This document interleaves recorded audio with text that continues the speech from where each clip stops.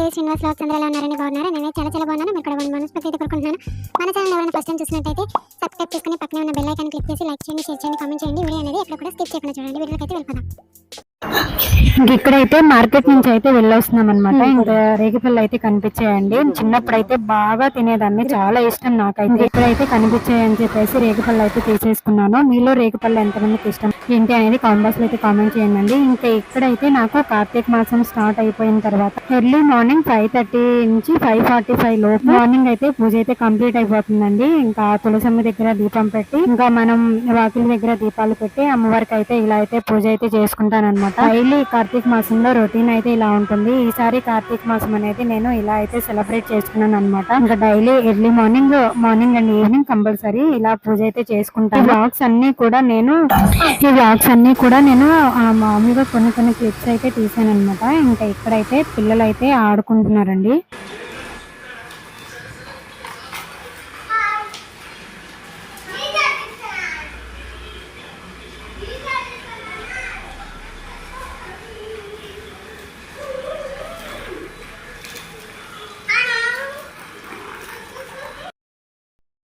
Early morning అండి evening పూజ అయిపోగానే చిన్న క్లిప్స్ అయితే తీసానండి. ఇంకెక్కడైతే ఇంకా ఉసిరి దీపాలు అండ్ నేను ఫస్ట్ డేనే 3:30 అయితే వెలిగించాను అనమాట. తర్వాత ఫస్ట్ వారం కూడా వెలిగించాను.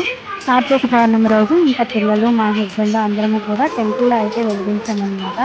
ఇంకా ఇక్కడైతే ఎర్లీ మార్నింగ్ పూజ అయితే అయిపోతుందండి. ఇలా అయితే పూజ అయితే అయిపోతుంది అనమాట.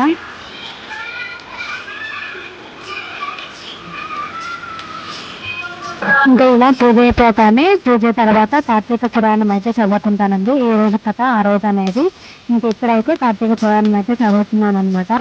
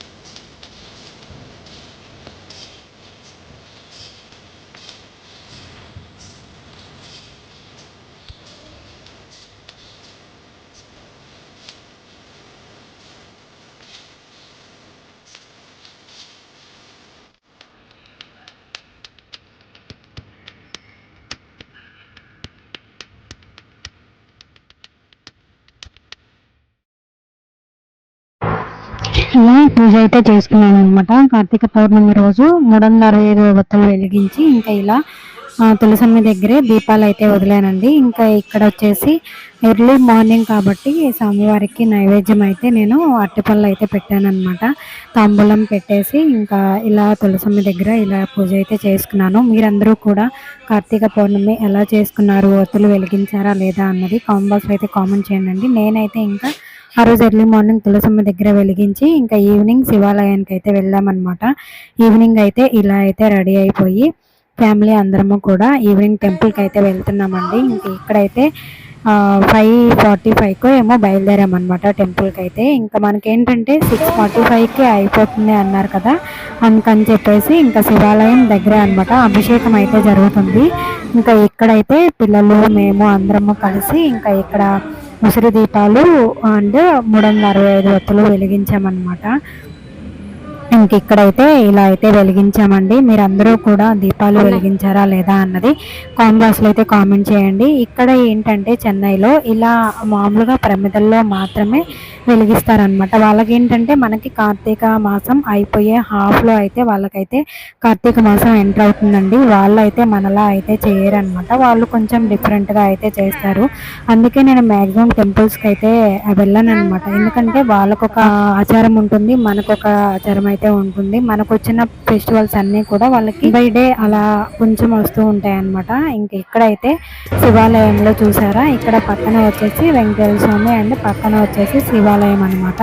ఇంక ఇక్కడైతే ఈ కూరగాయలతో మనకి శివునికి అభిషేకం అంటే చేసిన తర్వాత ఇలా అయితే అలంకరిస్తారనమాట. కూరగాయలు అన్నీ పెట్టి అలంకరిస్తారనమాట. చూసారా అలంకరణ అయితే ఎంత బాగా చేశారో, రైస్తో అండ్ కూరగాయలతో ఫ్రూట్స్తో అన్నిటితో అలంకరణ అయితే చాలా బాగా చేశారండి. మీరు చూసేయండి ఎలా చేశారు ఏంటి అనేది కామెంట్ బాక్స్లో అయితే కామెంట్ చేయండి. నేనైతే 1.5 hour వెయిట్ చేశామన్నమాట. ఇంకా స్వామివారికి అభిషేకం అయిపోయిన తర్వాత ఇంకా ఇలా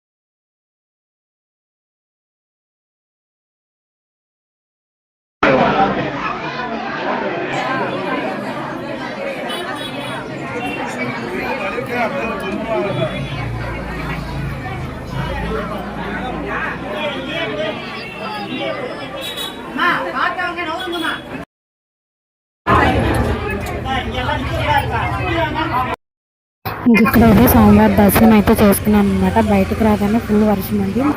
ఇదండి మా కార్తీక పౌర్ణమి రోజు ఇలా అయితే సెలబ్రేట్ చేసుకున్నాం అనమాట. ఈ వీడియో మీ అందరికీ నచ్చిందని అనుకుంటున్నాను. మీ అందరూ కూడా ఎలా సెలబ్రేట్ చేసుకున్నారు ఏంటి అని కామెంట్ బాక్స్ లో కామెంట్ చేయండి. లైక్ చేయండి, షేర్ చేయండి, కామెంట్ చేయండి. ఇంకో మంచి వీడియోతో మేము ముందుకు వచ్చేస్తాను. అంటే థ్యాంక్ యూ ఫర్ వాచింగ్.